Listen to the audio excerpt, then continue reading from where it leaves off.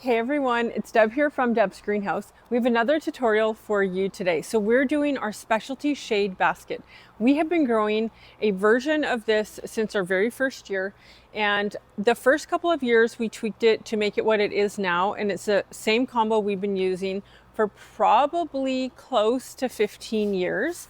So we start with a 15-inch hanging basket filled with a good peat moss blend.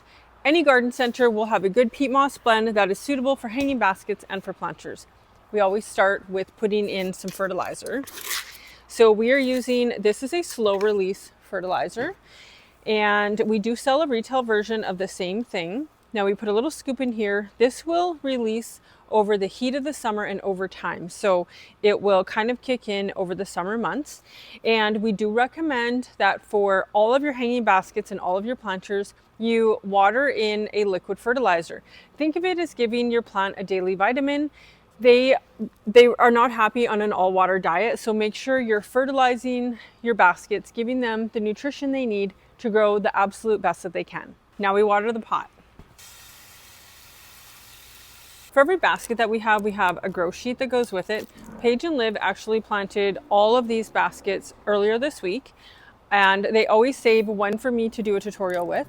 So this mix specialty shade, we planted 150 of them, and it looks like about 40 are pre-ordered. So there should be about 110 in the retail greenhouse for you to purchase this spring, and those will all be in this 15-inch size.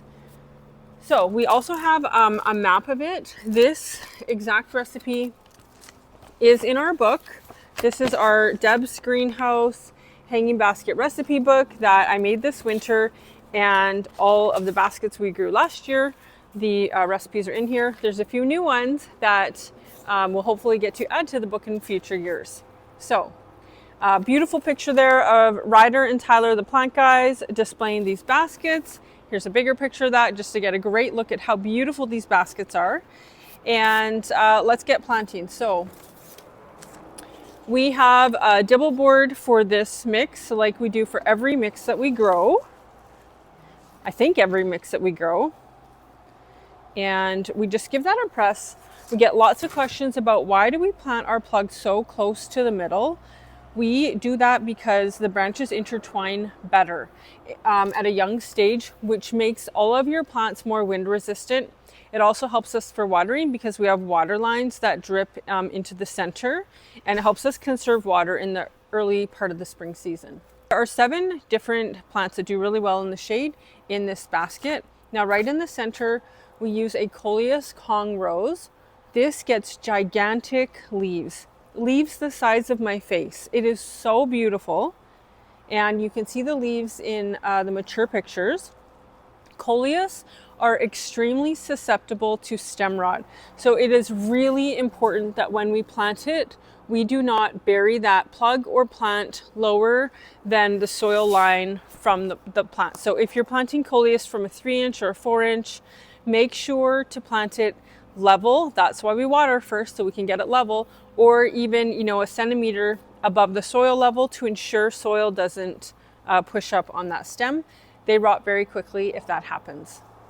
Next, we're going to come in with a wire vine. This is also called Mullenbeckia, and it does fantastic in the shade. You may have seen this sold as a house plant. It just makes a beautiful vine that hangs quite long. I've seen them up to 2 feet long in these baskets. The third plant we're going to put in is a verbena. This is a burgundy verbena, so it looks like a giant magenta burgundy pom-pom flower. Now, people are often surprised that we put verbena in a shade basket, but as long as this isn't in complete shade with no sun, the verbena will do really well. Most shady areas do get a little bit of sunlight, and that's just enough to feed that verbena and keep it blooming all summer long. We have 2 begonias that go into this mix, and we do like to plant them opposite each other just to help balance out the weight of the basket. This is called Begonia Illumination Golden Picotee, and it makes giant flowers that look like beautiful peach colored roses. This will hang 2 feet long over the course of the summer. Begonias always have a point to the leaf. Some are more distinct than others, but the flowers will flow out of the plant the direction that leaf points. So always make sure you're planting that begonia to the outside. They're also very sensitive to how deep they're planted. Keep them level or slightly above level. Now the fifth item we're adding to our basket doesn't look like much now. I pinched this because it was quite tall and lanky. This is a Plectranthus nico, and as it matures, you're going to see just a carpet of these beautiful leaves, and the underside will actually be purple as it gets older. So we're going to put that here, and it will just make like a giant vine hanging down. Gorgeous dark leaf. Our next item is also an unusual choice for a shade basket, but we find it performs very well. This is a blue or lavender colored bacopa. Now bacopa is always labeled as a full sun plant, but we find that if you grow this in full sun and it wilts even once, it just fizzles out and will not bloom again if it even survives. So if you put this in a shade to a part sun mixture, it's not going to wilt as fast because it's not as hot, and it performs really well all summer long. And it just gives a beautiful spot of color to an otherwise more foliage heavy basket. Now our final item and a real showstopper in this basket is a dragon wing red begonia. So the dragon wings get very big. We have pinched this already so that it makes more lateral or side branching. We probably will pinch it once more before it sells because it does get big. Begonias, again, the blooms will come out the dominant way of the leaf. This is literally a swirl, so it's a gamble. We are going to put it that way. And that is the beginnings of our specialty shade basket. Let's get the hanger on.